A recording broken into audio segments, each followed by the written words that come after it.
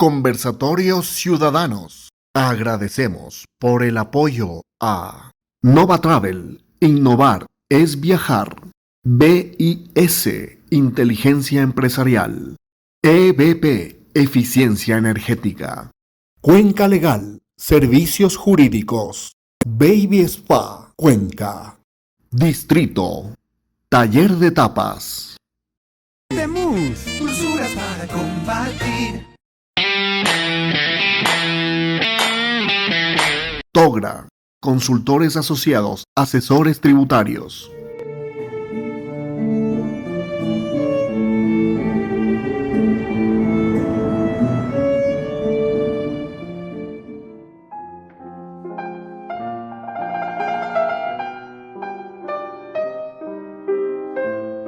Muy buenas noches, queridos amigos, a todos los seguidores de la página de la Corporación Juventud Independiente. Primero queremos agradecerles por seguir este hilo de videos de conversatorios que venimos haciendo con los distintos candidatos a la Asamblea por el Azuay, quienes van a representarnos y a quienes, como siempre lo decimos, queremos que ocupen esa dignidad, como dice la propia palabra, de una forma digna y que sea de representación de todos los ciudadanos. Es importante para nosotros también agradecer en este caso a Sofía Sánchez, candidata a segunda asambleísta por el movimiento Pachacutic en alianza con Unidad Popular. Ella nos acompaña el día de hoy, intentamos también que nos acompañe el primer candidato, por cuestiones de agenda se nos imposibilitó, pero igual quedan siempre las puertas abiertas, Sofi. Como siempre hemos dicho, en la corporación tienen puertas abiertas todos los candidatos para hacer conocer sus propuestas y a su vez cuando lleguen a estar dentro de una curul, también estarán las puertas abiertas para que den rendición de cuentas a los ciudadanos. Entonces esa es una de las funciones que nosotros tenemos como corporación, buscando siempre llegar a que se puedan presentar las propuestas también de nosotros como ciudadanos que van a hacer llegar a la Asamblea. Me es muy agradable también agradecer a todos los miembros del colectivo que siempre estamos en distintas posiciones. Hemos intentado siempre ir variando entre entrevistador por distintas situaciones.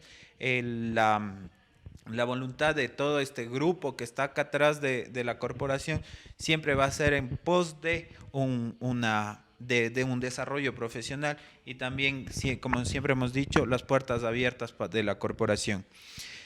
Es importante que como ciudadanos tengamos un voto inteligente y es por eso que también estamos vinculando a otros grupos, a otras personas que nos han venido acompañando como auspiciantes. Queremos darles las gracias y en especial a quienes el día de hoy se han prestado para la producción de todos estos conversatorios, la casa de producción N5 Studio. A ellos les agradecemos muchísimo.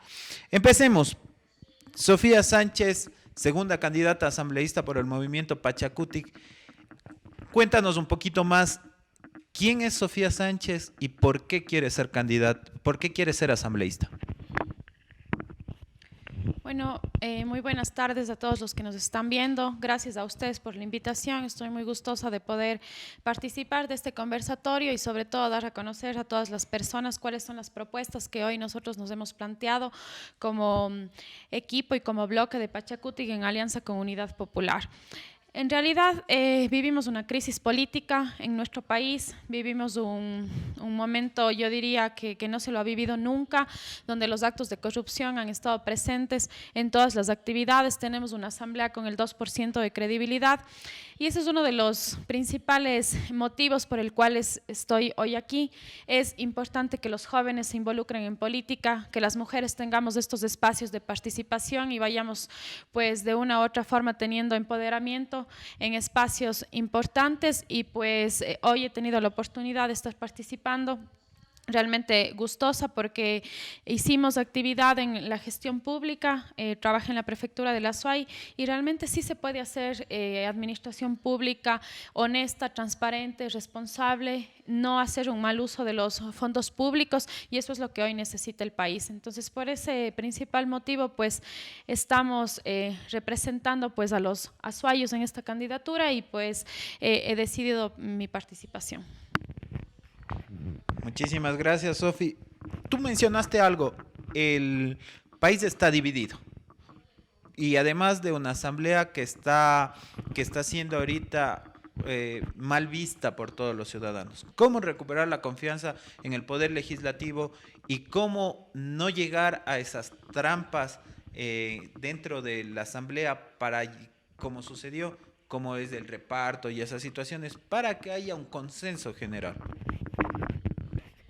Bueno, primero es importante que no tenés la misma participación de los asambleístas que ya estuvieron y que no hicieron un buen trabajo, que no nos representaron, que incluso algunos participaron de este reparto que tú lo has mencionado. La gente tiene que pensar muy bien el voto y sobre todo tomar en cuenta que esta es una gran oportunidad para poder cambiar el rumbo del país. Nosotros, sin duda alguna, estamos 100% convencidos que a la asamblea tiene que llegar gente preparada. No es posible que para ser un profesor universitario te pidan tantos requisitos y para estar dentro de una asamblea realmente no se exija absolutamente nada. Esto es hora que tiene que cambiar, se tiene que reformar la normativa y realmente desde ahí partimos. Gente profesional, gente con experiencia, gente que tenga el conocimiento de qué es lo que se va a hacer en la asamblea. En la asamblea no se va a negociar derechos, no es un espacio de negociación, de reparto, sino más bien es el principal, yo diría, el principal espacio donde podemos establecer la normativa que esté a favor de la gente, a favor de los estudiantes, a favor de los trabajadores, a favor de las mujeres y sobre todo el tema de fiscalización, que no se ha visto aquí en los últimos años y que para nosotros es sumamente importante que se lo llegue a hacer porque hay muchas cosas por recuperar en el país. Has mencionado algo importante, la fiscalización. Y la fiscalización se viene utilizando como una herramienta política últimamente, se ha notado eso. Y bueno, no últimamente, sino desde el retorno a la democracia, la fiscalización ha correspondido al poder político de turno. ¿Cómo hacerlo de que ese no solamente se centre en un poder político de turno y además cómo llegar a la provincia? Últimamente hemos escuchado ciertos casos de corrupción dentro de la gobernación. En la anterior alcaldía también se habló, hubo hasta detenidos, gerentes de empresas públicas. ¿Cómo llegar a la fiscalización a la provincia y cómo hacer que no se vuelva una herramienta política? Bueno, nosotros hemos planteado un tema que es de suma importancia. Tenemos que ser asambleístas de territorio y regresar a la provincia de la Azuay. No podemos ser electos, quedarnos en Quito y desconocer qué es lo que está pasando en nuestra provincia. Nosotros estamos comprometidos a regresar acá y hacer un trabajo en el Azuay, que es de suma importancia, no solo el tema de fiscalización, sino también el tema de la construcción de normativa. Hay mucha obra pública que se ha hecho acá en la provincia del Azuay, que ha tenido sobreprecio, que desconocemos. Ahora que nosotros hemos estado recorriendo toda la provincia del Azuay, incluso hay una obra en Cuenca del Jubones, ahí se hizo una hidroeléctrica, tenemos una carretera que está construida. Muchos hablan sobre más de 5 o 7 millones de sobreprecio que hubo. Todos los moradores de ahí no se les ha cumplido el tema del pago de la indemnización por la expropiación de terrenos y realmente los asambleístas no han hecho absolutamente nada por eso. Como tú dices, hay muchos actos de corrupción en gobernaciones, alcaldías y realmente no estamos cumpliendo el papel que como asambleístas tenemos que desempeñar aquí en la provincia de la Azuay porque nosotros somos electos por los azuayos. Y eso es correcto y es algo que nosotros apoyamos e impulsamos. Como te decía al principio, tenemos esa voluntad de que se vaya haciendo más partícipe al ciudadano y ustedes mucho más si son representantes de la provincia. Entonces, como te digo, las puertas siempre abiertas de la corporación. Y en ese mismo sentido, me gustaría saber tu posición, bueno, la posición como Pachacutic en el tema de la consulta por el agua. Se le conoce a Yacu Pérez, que es su candidato presidencial, como una de las personas que más ha luchado dentro del tema, contra el tema minero en pos del agua. ¿Cuál es su postura en esta consulta que se nos viene el 7 de febrero? Bueno, nosotros estamos apoyando al sí en la consulta. Hay que proteger las fuentes hídricas de la minería. Esa es una posición que la hemos manifestado ya de manera pública de todo el bloque Pachacutic. No podía ser de otra manera. Nuestro candidato representa una lucha por más de 30 años por el agua y nosotros estamos alineados a ese proyecto político y sin duda alguna tenemos que apoyar esto. Lo que se dio en Quimsacocha fue una muestra de que sí podemos tener nuestras fuentes hídricas libres de minería y que eso se tiene que replicar a nivel nacional. Yaco ya ha manifestado que en el caso de llegar a ser nuestro próximo presidente, igual se dará una consulta popular para que esto se replique y se lo haga a nivel nacional. Nosotros estamos 100% convencidos que ganará el sí aquí porque los cuencanos, los azuayos defendemos el agua y sin duda alguna nosotros estaremos apoyando al sí en la consulta. Sofi, y en ese mismo ámbito, tú eres abogada. Dentro de la Constitución ya está esto, ya está normado. ¿No es necesario una consulta, hacer todo ese gasto primero y segundo, llegar a este proceso, o era necesario solo autoridades que hagan respetar la Constitución? Realmente el tema de la consulta es un proceso democrático, uno de los más fuertes que tenemos aquí porque todos los ciudadanos hacemos eco de lo que hoy estamos queriendo. Yo creo que es sumamente importante esta consulta, pero no solo esto.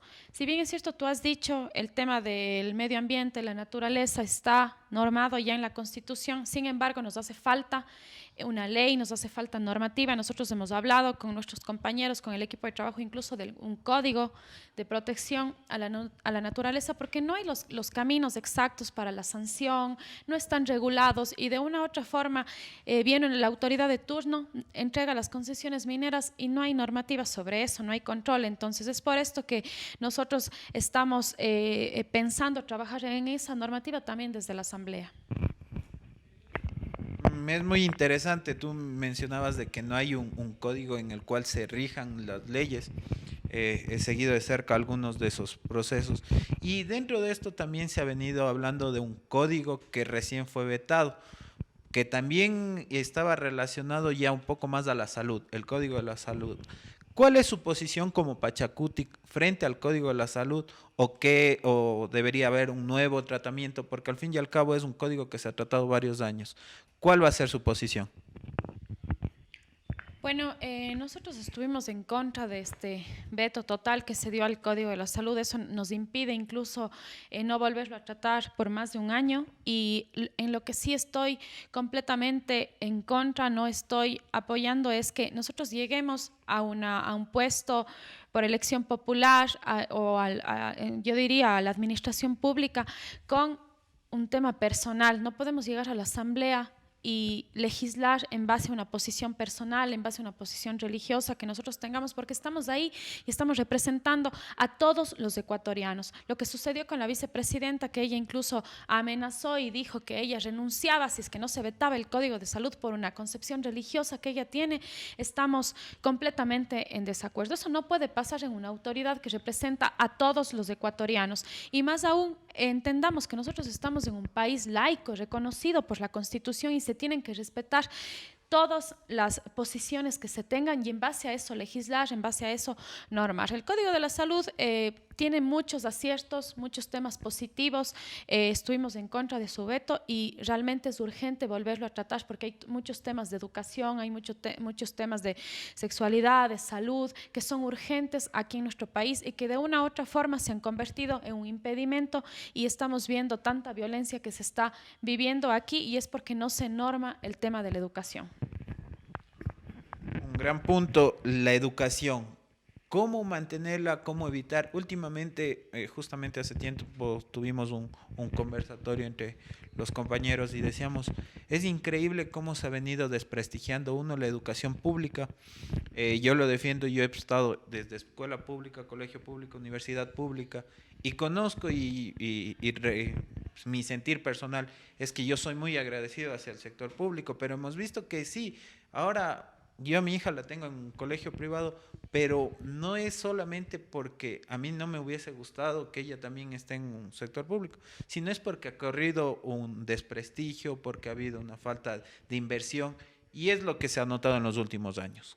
¿Cómo ustedes van a mejorar y a potencializar la educación en superior y desde la curul? Bueno, conjuntamente con Yacu Pérez nos hemos propuesto y hemos planteado que la educación es uno de los ejes fundamentales de nuestro plan de trabajo. Si no tenemos una educación de excelencia, no podemos avanzar como país. Y el tema de la educación pública es de suma importancia aquí que mejore. Es decir, necesitamos voluntad política para destinar recursos, para devolverle los recursos a la educación superior. No puede ser posible que nosotros no avancemos en eso, más bien estamos retrocediendo, recortando el presupuesto universitario, y es porque hemos tenido un gobierno que tal vez no le ha dado la suma importancia a este eje que es fundamental para nosotros. Hemos planteado desde la Asamblea una reforma a la Ley de Educación Superior por el libre acceso a la universidad. Tú fuiste producto del libre acceso a la universidad, en mi caso también fui producto de libre acceso, y realmente no puede ser posible que ahora tengamos a 100.000 jóvenes que anualmente se quedan sin estudiar, jóvenes que no están pues trabajando, tampoco estudiando, y realmente eso ha sido perjudicial para nuestro país. Nosotros le apostamos a eso, ¿y cómo? Teniendo la voluntad política para destinar los recursos, reformando la normativa y no tener, y que no te digan qué es lo que tienes que estudiar, que no te limiten esa libertad de que tú puedas decidir libremente, y peor aún que te digan, usted tiene que irse a estudiar a Loja cuando vives aquí en la ciudad de Cuenca, y eso es lo que está pasando con los jóvenes. Eso por un lado. Por otro lado, no solo una reforma a la Ley de Educación Superior, sino es una reforma integral en el tema de escuelas, de colegios públicos, como tú ya lo has dicho, y sobre todo la pandemia nos ha hecho cambiar el modo de estudio. Estamos en tema virtual, pero nosotros hemos visto que muchos niños, muchos jóvenes, por no tener acceso al Internet, se están quedando sin estudiar, y eso realmente es un tema que como Estado le tiene la responsabilidad de solucionar, de dar acceso a esto y realmente poder avanzar en estos temas. Entonces nosotros eso es lo que hemos planteado como el tema de educación, y que es uno de nuestros ejes más fundamentales de trabajo. Excelente. Y algo muy importante, tú mencionabas de que no se ha destinado los recursos. Ahora también vemos de que hay mucha propaganda, mucha campaña en la cual todo el mundo está ofreciendo disminuir impuestos, quitar impuestos, quitar la carga tributaria. Se creó este régimen de la microempresa, en parte ha creado cierta falta de empatía con el emprendedor, a lo menos con los nuevos, y peor con el año que se vivió. ¿Cuáles son sus propuestas y cómo van a tratar toda la parte tributaria? ¿Van a disminuir impuestos? ¿Cuál es su horizonte en este ámbito? Bueno, eso es un tema más del Ejecutivo. Sin embargo, Yacu ya ha planteado que él no va a reducir el IVA. Muchos candidatos incluso hablan en una forma demagógica que reducirán el IVA al 8%, 10%. Eso es imposible. Eso es de una u otra forma quebrar al país, porque el país tiene estos ingresos que le permiten sostener otros ámbitos en el tema ya de gobierno. Nosotros hemos planteado mantener eso. Lo que sí, Yacu también ha planteado es el tema de una renegociación del pago de la deuda, que es donde se van muchísimos recursos del Estado. Hay que ver en qué condiciones se negoció, qué es lo que está pasando con eso, y también saber que nos estamos enfrentando a un país que está completamente endeudado, que ya incluso ingresaron los dineros y fueron ya gastados por este gobierno. Entonces todo eso hay que analizar, pero el tema de reducción de IVA, eso ya no ha planteado. Más bien lo que nosotros estamos analizando es un tema de a veces exoneración de pago de impuestos para en el tema de emprendedores, la reforma a la ley de emprendimiento que no obedece las necesidades que hoy tienen los pequeños emprendedores, los artesanos. Entonces más bien apostamos a eso, pero ¿para qué? Para que se dinamice la economía. Lo que la gente necesita es empleo en nuestro país y reactivar. Y una de las cosas más importantes, que bueno, no es en el tema tributario que me tocas, pero para poder reactivar la economía necesitamos poder salir adelante en esta pandemia, y el tema de la vacunación es uno de los ejes fundamentales para poder saber qué va a pasar con nuestro país, cómo se está negociando el tema de las vacunas, cuántas vacunas vamos a tener aquí en nuestro país, se va a vacunar a todos, y de ahí tenemos que partir para luego tener ya dinamizar la economía en el Ecuador. Muy bien, algo mencionaste sobre el tema de la deuda que tiene el Ecuador. Se reformó esto de acuerdo a, en el año 2017, si no estoy mal, en la cual la Asamblea permitió de que tengan de que se permite endeudarse al gobierno sobre el 40%, porque ahorita ya estamos llegando hasta el 60% del PIB. En este caso, ¿ustedes reformarían esto, regresarían? ¿Y cuál sería el porcentaje ideal a su consideración para mantener la deuda pública? Bueno, ahora mismo, igual Yacu ha mencionado ya en varias entrevistas que no se puede dar un análisis adelantado porque no tenemos la información en una forma transparente. Nadie sabe cómo se ha negociado con el Fondo Monetario Internacional, nadie sabe cuánto es el valor real de la deuda, ninguno de esos datos están en una forma transparente para todos los ciudadanos. Solo el momento que llegue el nuevo presidente podrá saber realmente en qué estado está el país. Así que no me podría adelantar un criterio con ese tema porque lamentablemente no han sido las personas que están en el gobierno transparentes con la información y no tenemos el conocimiento verdadero de qué es lo que ha pasado con el país en ese tema. Algo importante que acabas de mencionar, la transparencia. ¿Qué hacer por la transparencia? Porque al fin y al cabo ahorita se menciona de que todos los datos deben ser públicos, existe la Secretaría Nacional de Información. ¿Qué más hacer para la transparencia? Y en este caso, ¿cómo recuperar lo que se ha perdido por no tener transparencia? El caso del endeudamiento. Nadie conoce cómo está endeudado ahorita el país. ¿Qué se pudiese hacer en caso de que se encuentre que se va a tener represalias? ¿Tendrán que los responsables hacerse cargo de lo que pasó con el país? Bueno, sin duda alguna esa es una gran labor que tenemos como asambleístas. El tema de la rendición de cuentas es sumamente importante, la fiscalización. Nosotros tenemos mecanismos y establecidos en la norma para poder solicitar la información y estando en la asamblea espero sea mucho más fácil obtener esa información verídica y obviamente nosotros como nueva asamblea lo que tenemos que hacer es que las personas que estuvieron al menos durante estos últimos 10 años de gobierno rindan cuentas sobre lo que ha pasado en el país. Esa es la tarea específica que tenemos nosotros como asambleístas. Algo muy importante y que se ha venido hablando durante estos días es de la dolarización. Se habló de que hay un candidato que tenía ideas de desdolarizar. Hay un candidato banquero que su banco ahora ya no es ecuatoriano, es un banco panameño, un poco de situaciones. Tenemos allá otro candidato que dice que se tiene que limitar, mejor dicho, que se tiene que aperturar todas las puertas del Ecuador. Entonces, la dolarización, ¿cómo mantenerla, cómo fortalecerla? ¿O ustedes creen también que se deba desdolarizar el país? No, nosotros estamos completamente de acuerdo que la dolarización se tiene que mantener. Yacu lo ha manifestado en todas las entrevistas que él ha tenido, incluso en el debate también lo dijo, en el debate oficial, la dolarización se tiene que mantener aquí en el país para poder tener una cierta estabilidad económica. También él habló sobre la apertura para la inversión extranjera. No nos hemos cerrado a eso, más bien hay una gran apertura incluso para que la gente que se fue regrese. Ese es el gran error que tenemos como país, que los que más tienen lo que hacen es sacar todos sus capitales de aquí, no tienen aquí el dinero. El candidato Lasso no mantiene su dinero aquí porque tal vez incluso ni él piensa que está seguro, entonces de esta forma pues no estamos avanzando en el tema económico como país, pero nosotros estamos 100% convencidos que la dolarización se tiene que mantener. No queremos terminar como Venezuela y como otros países que sin duda alguna cuando hicieron esto pues más bien han llevado pues a la quiebra a sus países.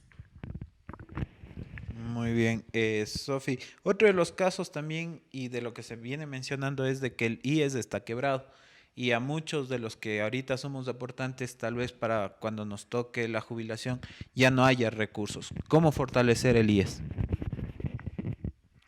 Bueno, nosotros desde la Asamblea tenemos una gran responsabilidad de crear una normativa que blinde el dinero del Seguro Social. El dinero del Seguro Social no es una caja chica del gobierno, que así se lo ha tomado. Es por esto que hay una gran deuda del gobierno con el Seguro Social. Es por esto que hoy los jubilados no pueden cobrar sus pensiones. Como tú dices, no sabemos si es que luego se puede extender incluso los años de jubilación, que te exijan más aportaciones. Más bien, nosotros creemos que se tiene que mantener lo que ya está, pero sobre todo asegurar que ese dinero no se toque, que el gobierno vaya pagando la deuda que tiene con el Seguro Social. No es solo la deuda externa, es una deuda aquí aquí sumamente grande que tiene con el Seguro Social, pero necesitamos normativa para poder exigir esto, es decir, que no se toquen esos dineros del Seguro Social que son de tanta importancia, no solo el tema de las jubilaciones, de los pagos que se tienen que hacer, sino es la atención médica. El IES tiene que mejorar la atención médica, tiene que contar incluso con más infraestructura, con insumos médicos. En la pandemia, como tú dijiste tras cámaras, ustedes como prefectura no pararon nunca y nosotros entregábamos insumos médicos al Seguro Social, respiradores, pruebas PCR, no tenían ni alcohol. Las enfermeras nos venían y nos decían no tenemos alcohol, no tenemos guantes, no tenemos mascarillas. Entonces estamos atravesando ahí una crisis cuando eso le compete al mismo IES atender esas necesidades y sobre todo mejorar el servicio. Muy bien, Sofi. Vamos a hacer una primera pausa para luego continuar. Primero también estas pausas son para agradecer a nuestros auspiciantes que realmente son personas que nos vienen colaborando dentro de la corporación. Agradecerles una vez más a los auspiciantes que sigan a continuación. Conversatorios Ciudadanos. Agradecemos por el apoyo a Nova Travel. Innovar es viajar. BIS, Inteligencia Empresarial. EBP, Eficiencia Energética. Cuenca Legal, Servicios Jurídicos. Baby Spa, Cuenca. Distrito, Taller de Tapas. Temus, dulzuras para compartir. Togra, Consultores Asociados, Asesores Tributarios.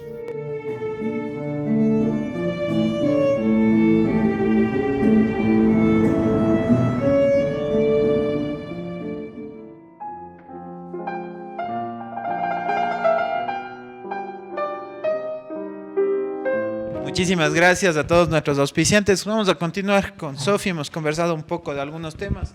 Ahora los vamos a desarrollar un poquito más acá. Se ha visto desde la pandemia un retroceso dentro de todo lo que es los servicios públicos.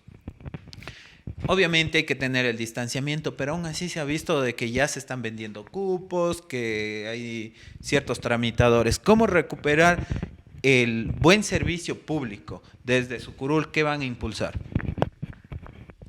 Bueno, el servicio público tiene que ya reactivarse. No es posible, por ejemplo, que el SRI, como tú dices, aquí en Cuenca todavía no se reactiva totalmente. Están trabajando con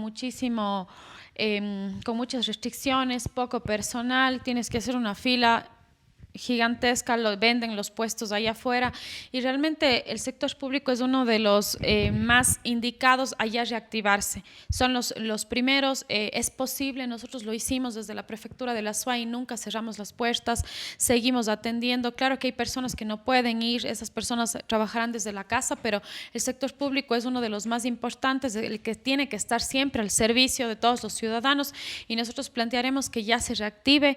Yo también creería que los que esperamos tengan los cupos luego también en las vacunas y que puedan ya atender para que todo esto empiece a reactivarse. Algo importante que acabas de mencionar, las vacunas. ¿Su candidato ha ofrecido o tiene alguna oferta de algún país del exterior, como habían mencionado otros candidatos, para que lleguen vacunas al Ecuador próximamente? Bueno, todavía no es que se ha hablado ni se ha negociado nada sobre el tema de las vacunas, pero lo que sí se tiene que hacer, y ya he dicho Yacu, es una gestión sumamente rápida para la compra. Pero hay que saber en qué estado nos dejan los que salen, si es que ya han hecho algunas negociaciones, incluso compras anticipadas, donde ya hay dinero erogado por parte del país, pero lo que se necesita es que esta compra se la haga lo más pronto posible y no que lleguen tan pocas vacunas. Eso realmente es una burla para el país. Necesitamos acelerar ese proceso y, como te dije, este es uno de los inicios para la reactivación económica. Muy bien, Sofi. Hace rato nos mencionabas algo sobre la educación. Dentro de las universidades se había estipulado la creación de estos centros de tecnológicos, pero últimamente, justamente dentro de lo que hemos conversado dentro del grupo, hemos visto que se han aperturado bastantes centros de tecnológicos, digamos así, pero que están ofreciendo carreras de 1 año, de 2 años y que ya equivalen a un título de tercer nivel.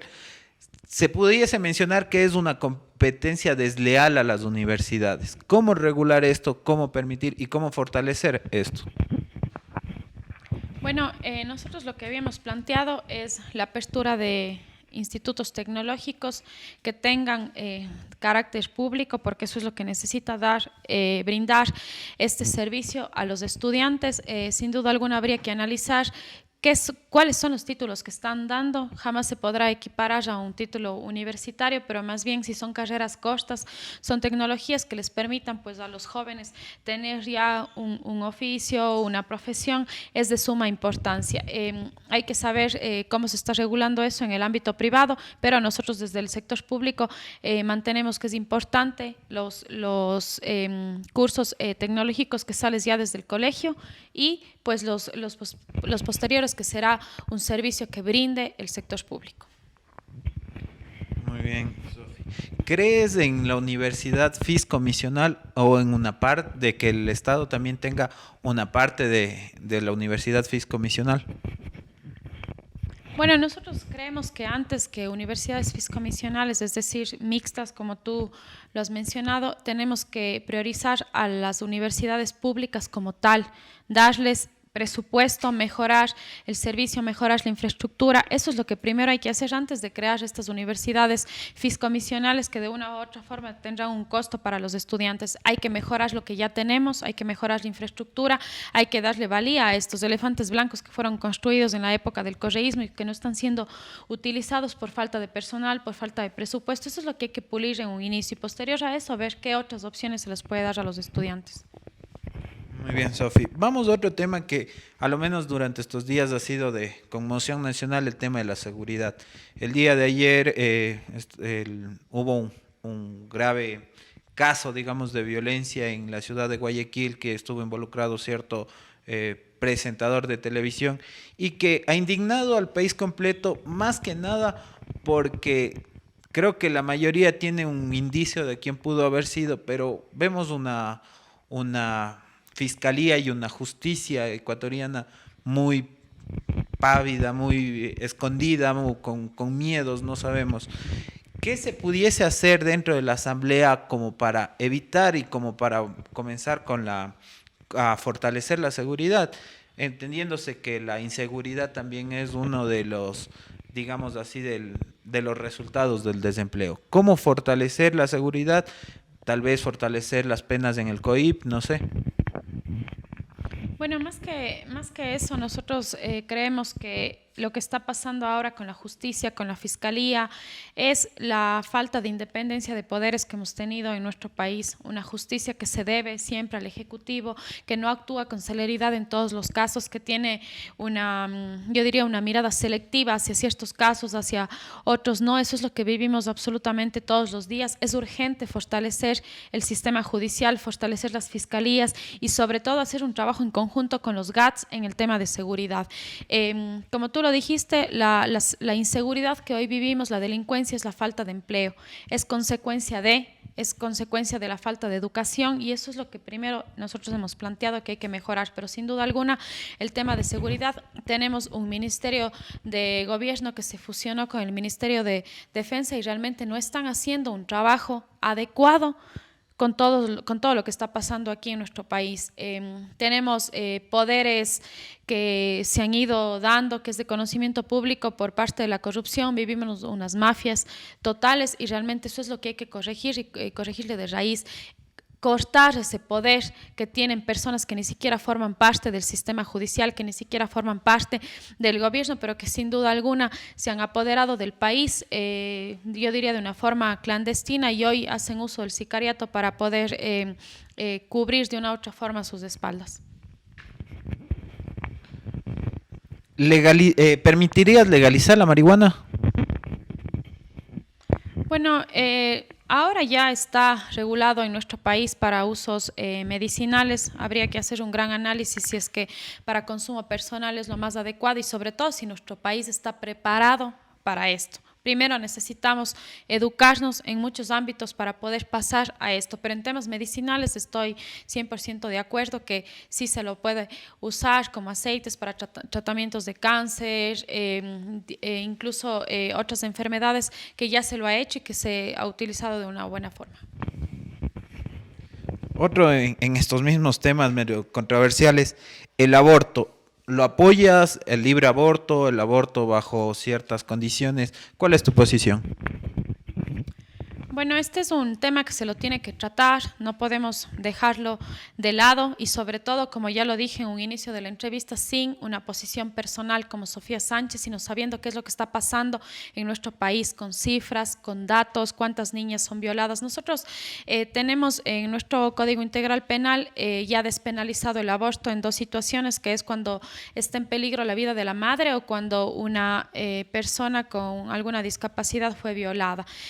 Con alguna discapacidad mental. Entonces, lo que se está hablando y lo que se tiene que debatir es la despenalización del aborto en casos de violación, porque tenemos cifras alarmantes en nuestro país, cuántas niñas son violadas por su entorno familiar, y en base a ese análisis poder legislar, no bajo una concepción personal, una creencia religiosa, sino más bien sabiendo qué es lo que está pasando en nuestro país y sobre todo tener en cuenta que el momento que llegamos a la Asamblea llegamos a hacer respetar los derechos de todas y todos los ciudadanos y en base a eso tenemos pues que legislar. ¿Aportarías mejor dicho, apoyarías una decisión para que en el Ecuador haya un porte de armas? No, eso estamos completamente en desacuerdo. Fue yo diría un criterio que salió de un candidato presidencial completamente desatinado. Con eso no combatimos la delincuencia, con eso no combatimos la inseguridad y no estoy de acuerdo en el porte de armas. Y sin embargo, la gente tiene que conocer que esto ya está regulado y que sí puedes portar armas cuando tú cumples un proceso legal que está legislado en el Código Integral Penal. Entonces, no es que es algo nuevo que va a suceder en nuestro país. Sin embargo, te pueden otorgar el permiso cuando cumples el procedimiento.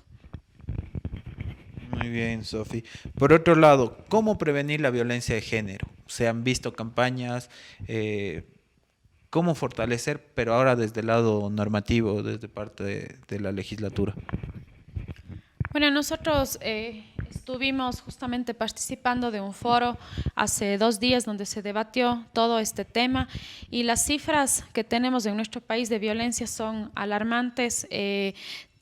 Vivimos violencia en todos los ámbitos, las mujeres, política, en el ámbito deportivo, en el ámbito laboral, pero sobre todo la violencia que tenemos por el simple hecho pues, de ser mujeres es alarmante acá y eso hay que corregir. Tenemos una ley para la prevención y erradicación de la violencia que es una ley que está muy bien trabajada desde la Asamblea que fue aprobada e inscrita en el registro oficial desde el año 2018. Lamentablemente esta ley no cuenta con el presupuesto y por eso no se puede hacer cumplir todo lo que está ya manifestado en esa normativa, es decir, que se cree entes rectores para que trabajen y este es un eje transversal, ¿no? Que va en el tema salud, va en el tema educación, pero que el Ministerio de Finanzas tenía 12 meses para destinar los presupuestos y no lo ha hecho hasta el momento. Entonces, más bien, el trabajo legislativo es exigir que se cumpla lo que ya está en normativa, por un lado, y por otro lado, en el tema de violencia, femicidios, que tenemos tantos casos aquí en nuestro país, nosotros hemos planteado unas reformas al Código Integral Penal en 2 aspectos. El primero es en el que se corrija el procedimiento, es decir, que el momento que una mujer presenta una denuncia por violencia y no se presenta a la audiencia, no se archive el proceso, sino que más bien se siga la investigación de oficio, porque el tema de femicidios es completamente prevenible aquí y realmente el Estado no está haciendo nada por eso. Esto va dado a la mano de un fortalecimiento de fiscalías con enfoque de género y sobre todo de unidades judiciales de violencia que tengan personal capacitado para que pueda tratar estos casos y poder prevenir, es decir, atención con trabajadoras sociales, con psicólogos. Imagínate que aquí en la ciudad de Cuenca, en la función judicial, en las unidades de violencia, solo cuentan con 3 psicólogos y 3 trabajadoras sociales para toda la población que tenemos en la ciudad de Cuenca. Eso quiere decir, obviamente, que no estamos atendidos, pero para esto se necesita exigir seguir el presupuesto que se asigne. Caso contrario, el Estado no está haciendo absolutamente nada por prevención de la violencia. Muy bien, Sofi. Por otro lado, se te conoce por deportista. ¿Cómo impulsar el deporte desde la curul? ¿Cómo más impulsarlo también dentro de la provincia? Ya que se ha notado también que dentro de la provincia, fuera de ciertos deportes, no ha tenido cierta relevancia. ¿Cómo impulsarlo desde su curul? Bueno, justamente ahora se está tratando, ya pasó en primer debate la ley del deporte, que tiene aspectos sumamente positivos. Sin embargo, no sé si es que esta asamblea la apruebe. Es un deber que como deportista tengo, una bandera que la llevo, y pues yo motivaré para que esta ley se la apruebe, pero sobre todo estoy sumamente convencida que nosotros desde la Asamblea podemos establecer normativa que apoya el proceso formativo. No podemos tener deportistas de alto rendimiento si es que no participamos como Estado del proceso en formación de los deportistas, y para eso también se necesita recursos, se necesita apoyo de la empresa privada en todas las ramas del deporte. Pero si queremos seguir festejando más triunfos como los que ha tenido Carapaz, como los que ha tenido atletas de élite, tenemos que participar de ese proceso. Así que se necesitan normas para destinar recursos desde el Ministerio del Deporte, que sea un ente fortalecido, que no sea simplemente un ente que está ahí y que no cumple con todas las expectativas. Aquí muy cerca de donde estamos tenemos el centro de alto rendimiento, pero realmente no está 100% equipado, no cumple todas las expectativas, no está al servicio de todos los deportistas, y eso es algo que se tiene que ir corrigiendo y que sobre todo apoyemos, porque nosotros tenemos en nuestro plan de trabajo que el deporte puede ayudar a erradicar el consumo de drogas en los jóvenes. Estamos hablando de niños que en escuelas el consumo es altísimo, en los colegios igual, y sobre todo que no participen más en pandillas, y solo eso podemos hacerlo con el deporte. Muy bien, Sofi. Entre una de las últimas preguntas, ¿en qué casos es buena la minería? Bueno, para nosotros el tema minero hay que tratarlo con pinzas, y sobre todo no estaremos de acuerdo nunca si es que esta va a destruir a la naturaleza, no estaremos a favor si es que es en fuentes hídricas. Realmente ahí no tiene ningún aporte positivo la minería, porque tenemos que hablar sobre un costo-beneficio, es decir, explotas, probablemente las concesiones mineras se llevan más del 80%, nos dejan aquí un rubro mínimo, pero los recursos naturales no se pueden recuperar nunca. Entonces, más bien, nosotros hemos planteado que los ingresos económicos se los puede dar de otra manera, apostarle a la agricultura, a la agroecología, al turismo, al ecoturismo. Hay países, ciudades enteras que viven del turismo y que tienen réditos económicos sumamente más altos, plazas de empleo, y más bien en el tema de la minería se benefician solo unos pocos. Justamente con lo que mencionabas del turismo, Cuenca es una de las capitales culturales, digámoslo así, del país. ¿Cómo impulsar el turismo a la ciudad? ¿Cómo impulsar el turismo a los sectores rurales? Ustedes me has comentado que han visitado bastante la ruralidad. ¿Cómo impulsar el turismo comunitario? Bueno, primero decirte que la ley del fomento al turismo está completamente caduca. No recuerdo ahorita exactamente el año, pero creo que ya son más de 10, 12 años que no se la ha reformado, y que obviamente no obedece las necesidades que hoy tenemos como ciudad, como provincia y sobre todo como país. Desde la Asamblea hay que trabajar en esto, y sobre todo nosotros aquí en la provincia estuvimos desde la prefectura de La Suay trabajando por recuperar muchos lugares arqueológicos que tiene la provincia. Esto es un atractivo turístico, tenemos muchísimas lagunas, paisajes increíbles que no están siendo explotados. El tema de la gastronomía que tiene nuestra ciudad de Cuenca es uno de los factores más importantes. Mira cuánta gente de la costa viene acá en fiestas de Cuenca, es impresionante, y a veces ni siquiera no sabe a dónde ir. Es porque no ha existido una verdadera promoción, y sobre todo nosotros creemos que Cuenca es una ciudad que se puede vivir del turismo. Los sectores rurales, hay muchos lugares sumamente atractivos, y sobre todo, además del turismo, apostarle a una movilidad diferente aquí en la ciudad que le hará mucha más atractiva. Nosotros implementamos un proyecto en la prefectura de la bicicleta de bambú. es una movilidad alternativa, ecológica y sobre todo esperamos pues que esto se lo replique a nivel nacional y que podamos culminar con este proyecto. Sabemos que la prefecta actualmente no le ha dado continuidad, pero es un gran proyecto en el cual se está apoyando incluso al productor aquí nacional. Nosotros estábamos trabajando con gente aquí artesana y realmente no se dio continuidad a esto. Así que nosotros creemos sumamente que tal vez la producción que tenga el país no solo puede estar en el tema del petróleo, en el tema de la minería, sino más bien volcarnos a todos estos sectores que ya te he mencionado que pueden generar muchísimas plazas de empleo. Muy bien, muchísimas gracias, Sofi. Muy claros todos los puntos, hemos tratado creo que la mayoría de los que se pudiesen tratar y de los que se van a enfrentar en caso de llegar a una curul. Como te mencioné al principio, lo importante de esto es de que tú puedas hacer llegar y nosotros también aportar con un granito de arena a la ciudadanía para que vayan conociendo las distintas posturas y todas las propuestas que tienen los candidatos. Pero también, como te decía, en algún momento cuando ustedes estén en sus curul también les estarán las puertas abiertas para una rendición de cuentas. Por otro lado, para terminar, en el caso de que no llegue a una segunda vuelta Yaku Pérez y tendríamos un caso de Guillermo Lasso con Arauz, ¿por quién votarías?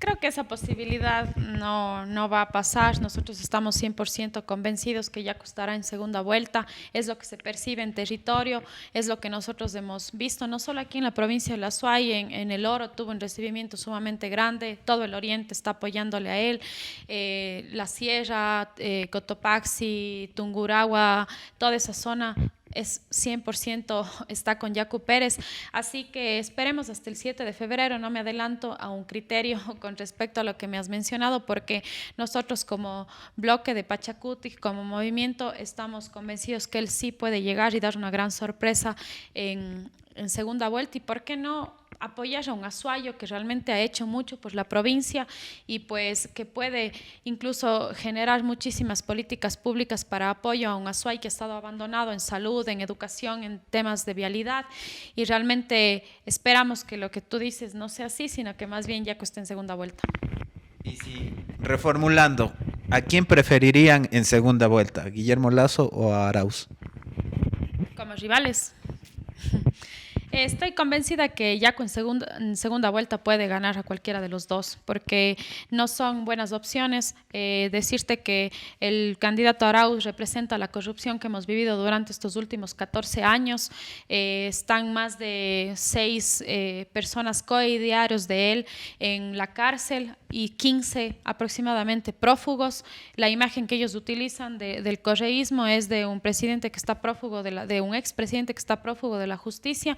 Y pues por otro lado tenemos a la extrema derecha, a una persona, a un banquero que hizo tanto daño al país en el feriado bancario, y que la gente no se olvida de eso. Los ecuatorianos tenemos memoria y sobre todo no queremos tener privatizada la salud, privatizada la educación, que es lo que él está representando. Así que estoy convencida que contra el que sea podemos dar pelea. Muy bien, Sofi, muchísimas gracias a nuestros seguidores. Un último mensaje que quieras dejar a los que nos siguen, a los que van a alcanzar a ver la entrevista, y por qué Sofi debería estar en la Asamblea Nacional.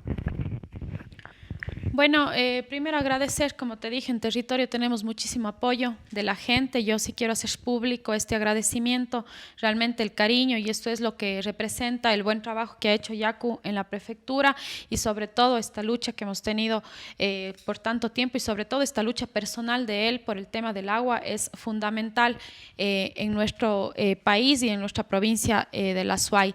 Y decirle a la gente que estamos en un proceso histórico, por primera vez una persona que nace de las bases, una persona que ha vivido las necesidades que hoy todos tenemos, puede asumir la presidencia de la República del Ecuador, y que es una gran oportunidad para que un azuayo esté en ese espacio.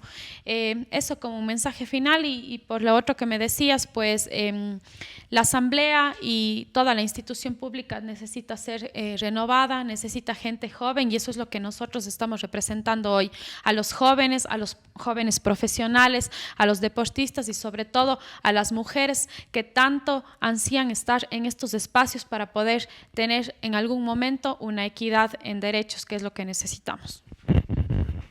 Muy bien, muchísimas gracias a todos nuestros seguidores, a todos los que han venido siguiendo todo el hilo de estos conversatorios que hemos venido realizando.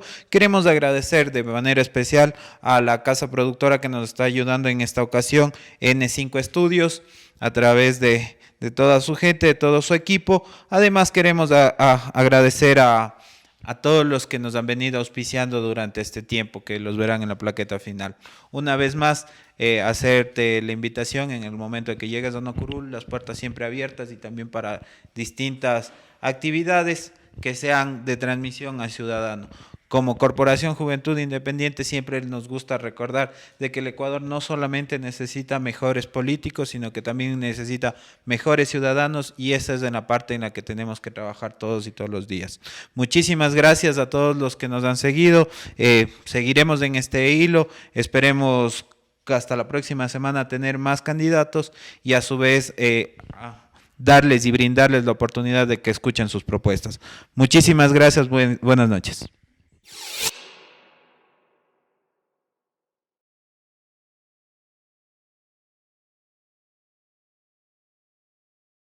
Conversatorios Ciudadanos. Agradecemos por el apoyo a Nova Travel. Innovar es viajar.